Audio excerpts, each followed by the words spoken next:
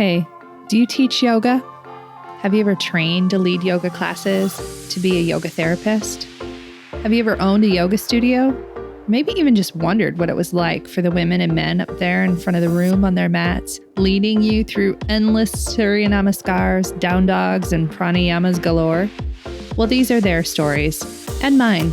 I'm Rebecca Sebastian, a 20-year yoga teacher, 10-year yoga therapist, yoga studio owner, and co-founder of a yoga-focused nonprofit. I've done a lot in the yoga world over the last 20 years. Pretty much everything except had a water cooler. You know, a place to share stories, talk about struggles, successes, and find other people who do the same thing that I do. Welcome to Working in Yoga, a podcast and substitute water cooler for yoga folks to connect and build community, to share our unique profession, our challenges, and our journeys with the world.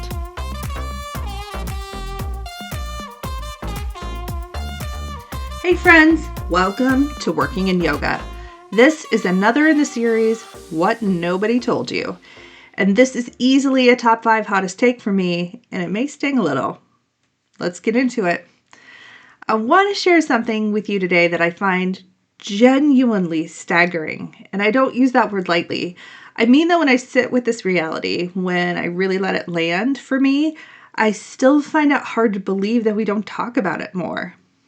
The major organizations that govern the yoga profession in the United States, the ones that set our standards, design our credentialing systems, control our certifications, and present themselves as the voice of the yoga professionals, are mostly run by people who are not yoga professionals. They're not yoga teachers, they're not yoga therapists, they're not people who have spent years building a career on the mat, navigating the income instability, fighting for professional recognition, trying to figure out how to make this work as an actual livelihood. People who run organizations about yoga that don't practice professionally. And once you understand that, so much else makes sense. Okay, let me be precise about what I mean, because I think my precision and words matter here. I'm not saying that these people don't practice yoga, because many of them do. And I'm not saying that they don't care about yoga. Most of them clearly do, deeply. What I'm saying is that there is a significant difference between someone who practices yoga and someone who has built a career as a yoga professional, who has taught classes for a living, who has navigated the income gaps and the lack of benefits and the credentialing treadmill and the studio politics and the client relationships and the constant pressure to justify your professional existence to a world that doesn't fully understand what you do. The people making decisions about our profession, setting standards, designing credentials, determining what counts as qualified, largely have not lived that experience. They have come from backgrounds in nonprofit management, healthcare administration, politics, business education, and they are often skilled administrators and advocates, and they are not yoga professionals in the sense that most of us mean when we use that phrase. So this is not unique to yoga. It happens in a lot of fields. Nonprofit governance tends to reward organizational skills over subject matter expertise. Boards end up being populated by people who are good at board things, like fundraising and governance and strategic planning, rather than people who are good at the thing the organization is about. But it has specific and honestly serious consequences for our field, because the decisions being made about our professional standards and credentialing requirements and advocacy priorities, those decisions are being made by people who don't fully understand what our professional lives actually look like.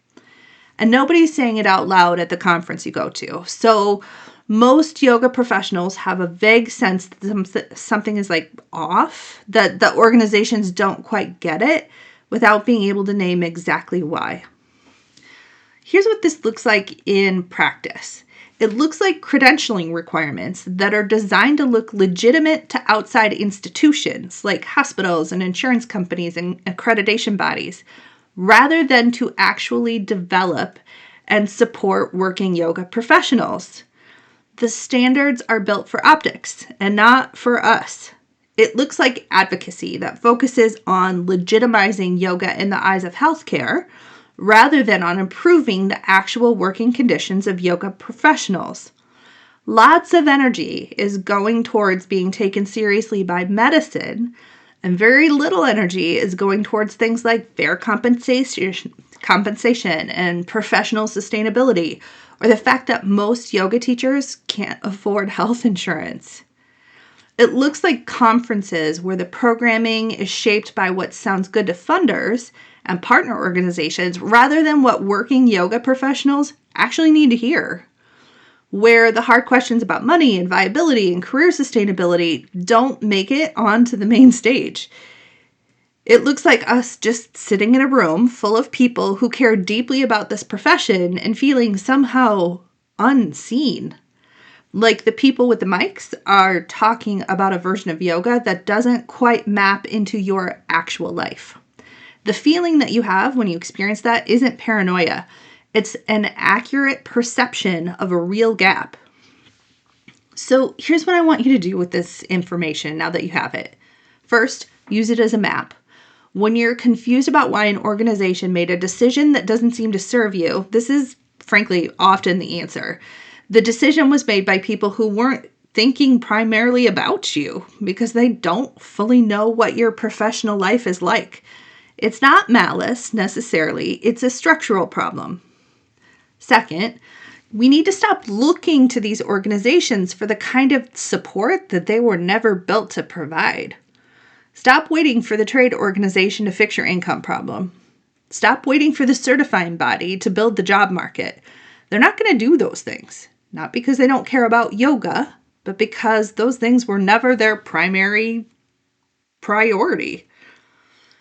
And third, and this is the one that I think matters the most, is I need you to start thinking about what it would mean to change this.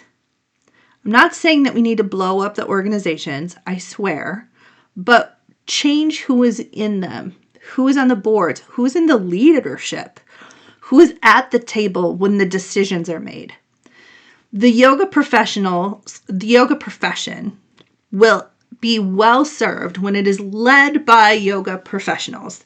And when those professionals actually have the ability to make change within those organizations and aren't just there for optics. That is not our current reality, but it could be. But it requires yoga professionals, people who have actually built careers in this field, who know from lived experience what the problems are, to show up and lead. This is a long game and I know it, but it starts with naming what's true.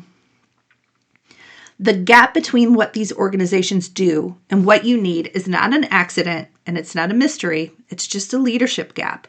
Leadership gaps can be closed, but only if the right people decide to close them. Okay, if you liked this short episode, stay tuned every Monday for more in the new series, What They Never Told You. Thursdays will be our regular longer episodes and interviews, and this week we have an interview with Jenna Shant and Whitney Pash. In the meantime, check out all the offerings I have available in the show notes, including issue 1 of Inside Yoga Magazine and The Back Room. That's a reflection space for yoga pros who want to dive deeper into what really drives their careers.